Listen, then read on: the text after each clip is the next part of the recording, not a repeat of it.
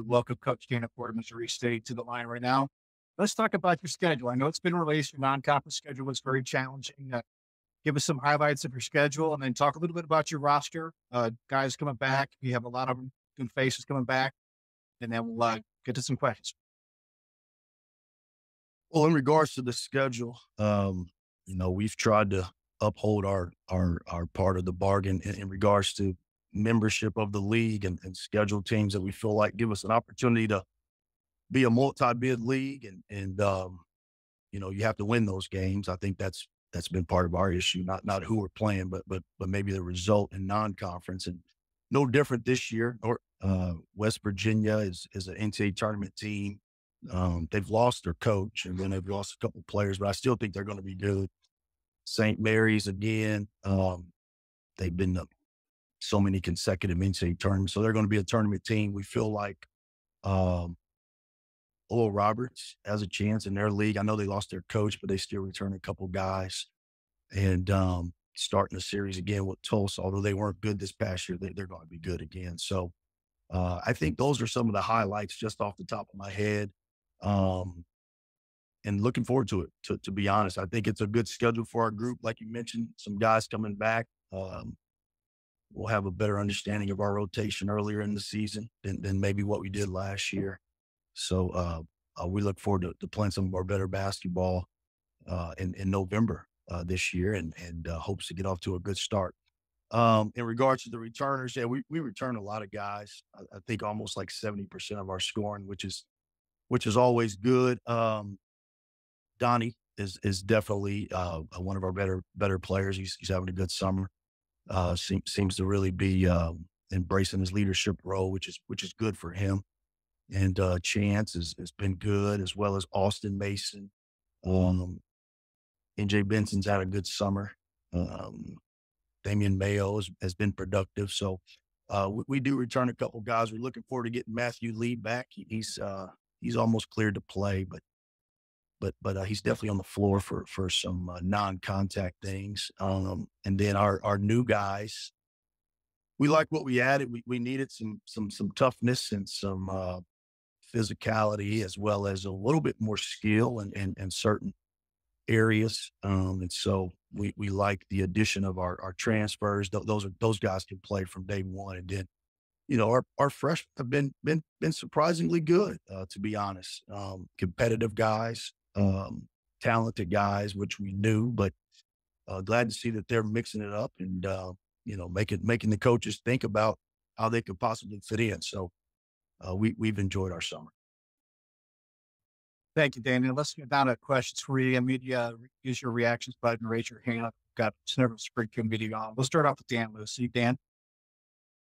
Hey, Coach. It's Chris Benson here filling in for Dan. But just want to talk to you about that chemistry. I know last year you talked about, a lot of times it was a trial by fire, shuffling through the deck of different players, trying to find that chemistry. Let's call it half a season. How do you feel that between Mason and Moore and Donnie, that coming into this year, that chemistry they formed in the second half can really benefit the team and give you guys a boost towards a better result this year? Yeah, I would agree with what you said. Last year we had so many options and just so much uncertainty, whereas this year, not as much uncertainty. We've been able to work our core group together all summer.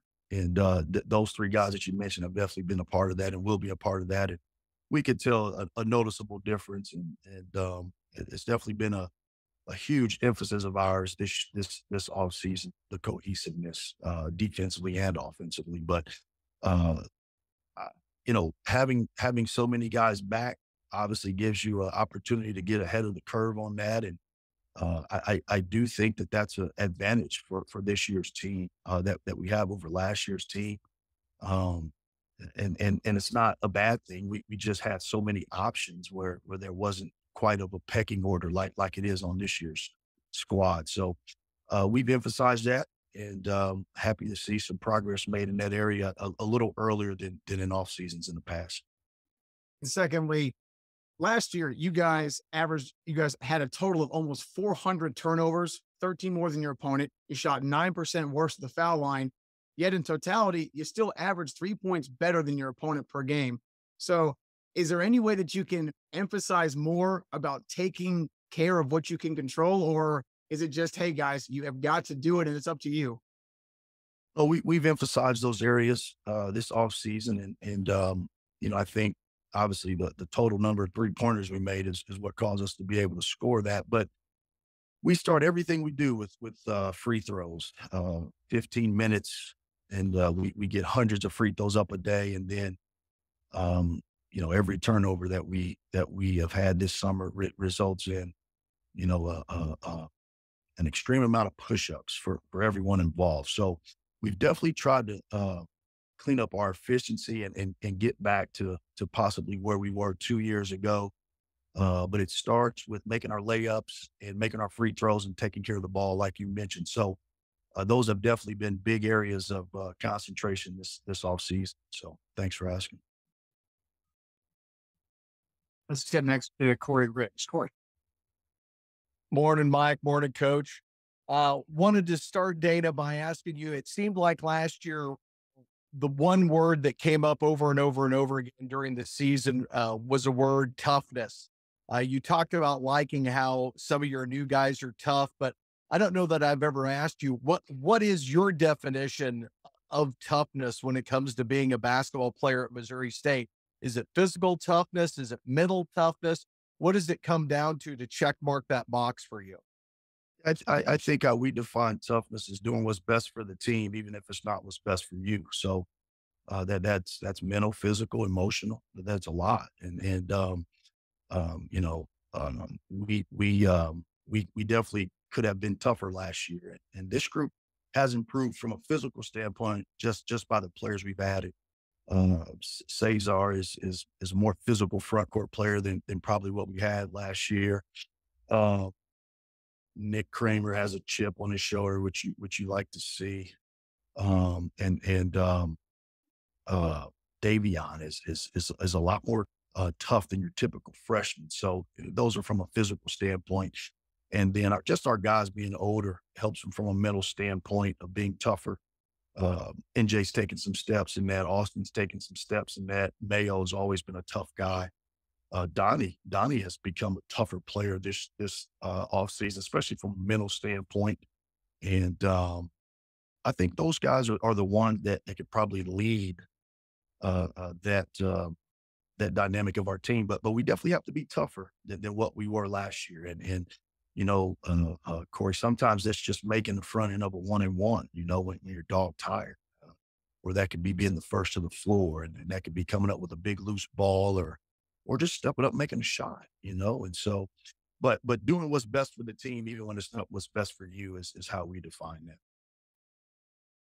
If I could ask one more, you talk about all the returners you have. I mean, this is a stark contrast from what you went through in the last off season. We only got a brief couple of games, if at all, to see Matthew Lee last year. There was a lot of expectations around him, what he was going to bring to the team as a floor general and a leader. How has his rehab gone? And I know you said he's in non-contact drills, but how is he reacclimating back to the game of basketball? He's at what's considered an 82% return to play as of today, which obviously will be 100% come the season. Our dilemma will be when we want him to start going full contact with our guys 5-on-5. But he does everything else other than 5-on-5, and so I think our technique has been to involve him in everything where he knows his next move. We don't want him doing anything right now where he's got an unpredictable move, and so he's continued to train with our staff, our entire staff, whether it be our rehabilitation team with Forsyth staff, or whether it be our new strength and conditioning coach, our athletic trainer. Everyone has done a great job in trying to get him back on board. And, a lot of it has to do with him. He's got an extreme work ethic, and he's probably ahead of progress, but at the same time, we're not going to rush. I mean, he doesn't have to be on the floor playing in a game for another 100 days. And if he just gets 1% better between now and then, he's going to make even more strides. So he's definitely an X factor for our group. Last year without him, we won 17, and if he's out there, um, I feel like our team definitely could have won more games. But also, now with the development of Austin and his confidence that he's playing with and his strength, and, being able to play those guys together with their decision making can really, although they're small, it could give us a backcourt in our league that's probably challenging to defend. So we definitely need Matthew Lee back. Thank you, Coach. Thanks. So let's go next to Mark Spillane. Mark. Thanks, Mike. Dana, good to see you. You mentioned Chance Moore off your first comments there, and he showed some flashes last year where he looked like he could be really special. I wanted to ask you what you see as the biggest difference in him now compared to last year. Well, I think for starters, I think Chance and I have communicated that I'm committed to playing him, more minutes than what he played last year. I felt like he was kind of going through some growing pains, having been really a freshman last year. He didn't get a chance to play at Arkansas, but I think the first order of business for our staff this past off season was trying to establish Chance as a guy that we would like to be out on the floor for extended minutes. And so, having known that in the back of his head, he's had a really good off season as he's preparing to play extended minutes. And I think once he's out on the floor, he's so naturally gifted. Everything else will take care of itself. He's not someone that we worry about offensively, in regards to his production. But they're more than one side of the floor in basketball. And he's made an effort this off season to improve his strength and conditioning, improve his defensive awareness, and let his instincts take over. So I think if we are going to be as good as we can be, which our team can be really good, then Chance Moore's got to be an all league, probably a player of the year type of guy. And it's no doubt that he can do that. But the question becomes, is he willing to navigate through the process of what that entails? And, I feel confident that he will. So he's a big part of what we're doing moving forward. Go next to Wyatt Wheeler. Wyatt, good morning. Hey guys. You lose a guy like Jonathan Mogbo, and when you go out and your additions for your newcomers, you bring in Cesar Edwards. Just that's the forward you bring in. What is some of the things he does similarly? What are the things that he's going to expand on for you guys to give you guys some new looks, playing in a little forward position? I think he's a good rebounder, a lot like Jonathan. When Jonathan was hooked up, Jonathan was an elite rebounder. I think Cesar right now is a good rebounder with the potential to become elite. Offensively, stretches the defense a little more. Right now, mid-range shot is pretty consistent. Still working on him developing a 3-point shot. He can make threes, but I think he has to get to a point where he can make them a little bit more consistently. Defensively, I don't know if he's as versatile as Jonathan was, but he's definitely a guy who can defend inside and, defend another team's interior guy from a one-on-one standpoint. So a few things similar, and then a little bit different offensively. And a lot of people are going to be excited about Davion Hill. Just the bloodlines there. He's a lot different than his older brother. Just what makes him unique? And is there any, you've seen a little bit of Alizé, but just is there anything that might be a little similar there? They're definitely different players. I think Davion has some toughness to him, a lot like Alizé probably played with. I never got a chance to watch Alizé, but he's definitely tough enough to play at this level. He's got extreme confidence, which is really good. He still has to, learn the things that freshmen have to learn in regards to defense and take care of the ball. But he's not afraid to work hard, which is good. He's responsible. But he's definitely a different player. And right now he's a lot younger than what his brother was when his brother played here. So over time, I do think he's someone who can impact games. And I think even as a freshman, if he's able to work his way to the floor, he will have an impact on winning with some of his hustle plays and just his heads up plays offensively. And he's a really good piece to have on a team like we have returning, because he can do a little bit of everything in regards to handling the ball, shooting the ball, defending, and he'll find his way to the floor sooner than later. Circling back to Matthew Lee, you've had trouble these last few years keeping your starting point guards healthy, just keeping them on the floor at all times. You of course hope to get him back, play a whole year, but what about some development and guys that can be that point guard, can run the show to where it's not as big of a loss? You guys were able to win games last year without Lee, of course, but just where have you seen that development as far as ball handlers? Yeah, Mayo has really developed this offseason. That's been a priority of ours, developing him into I wouldn't say natural point guard, but definitely someone that if we didn't get Matthew back, we could go with Mayo at the point prior to having to go with Donnie there and allowing Donnie to do more from a playmaking standpoint in the half court as opposed to the full court. But Mayo is definitely someone as well as Davion. Davion, we've started that process with him. And then Austin, obviously, Austin started at the point guard when we start practice. And, he'll be on the floor for 30 plus minutes. So, but yeah, that's something that we've discussed as a staff, making sure we're prepared if Matthew is not 100% when the season starts, and then, God forbid, one of our other guys go down. So I would say Mayo and Davion as well as Donnie, but Donnie more so now. How have you seen the impact of Jay Spoonhauer being here? That was a pretty cool offseason addition by you. Yeah, I mean, he's been great. A veteran of the coaching world. You don't have to teach him the job. He already knows the job.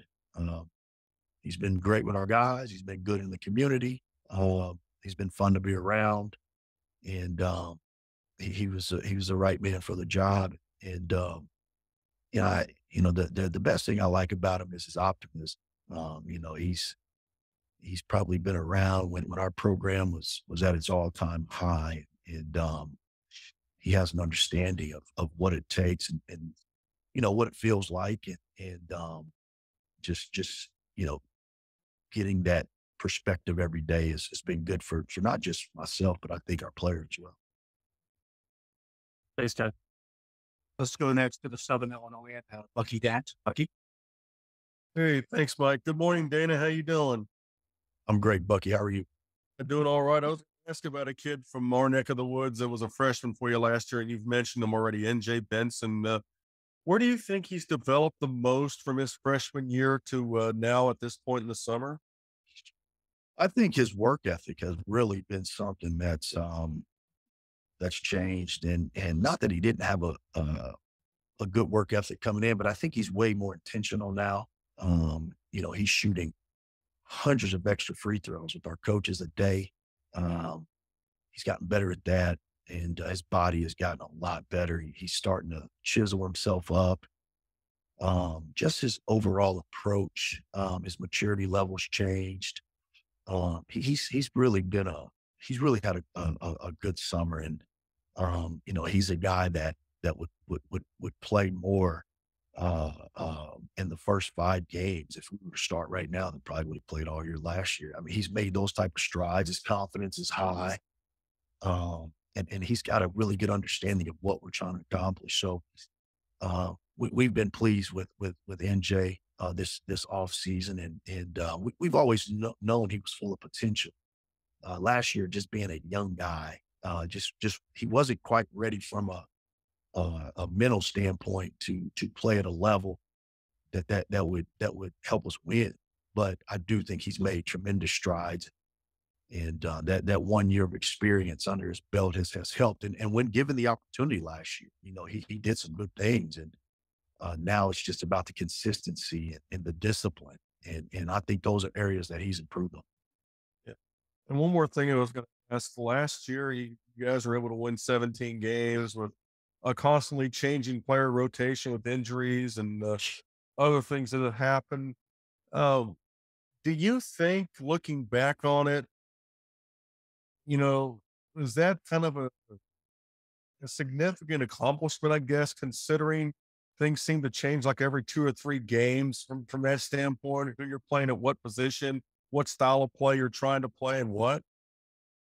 Depends on who you ask, Bucky. You know, yeah, I mean, the guy to the left of you probably thinks it is. The guy to the right of you think he didn't do anything. But in regards to the people that matter, which is our players, I think that our guys feel like it's something that they can build off of.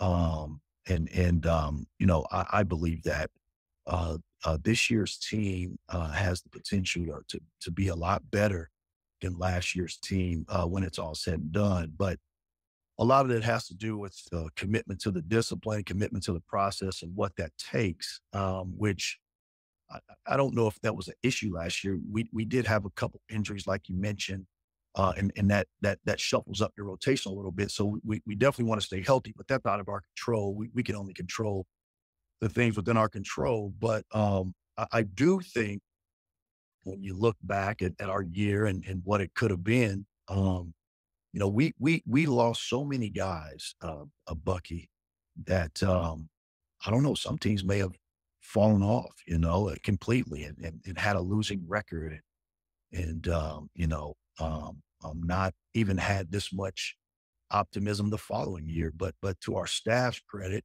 my assistant coaches, you know, they were able to get some good players, and we navigated the year, kept them together.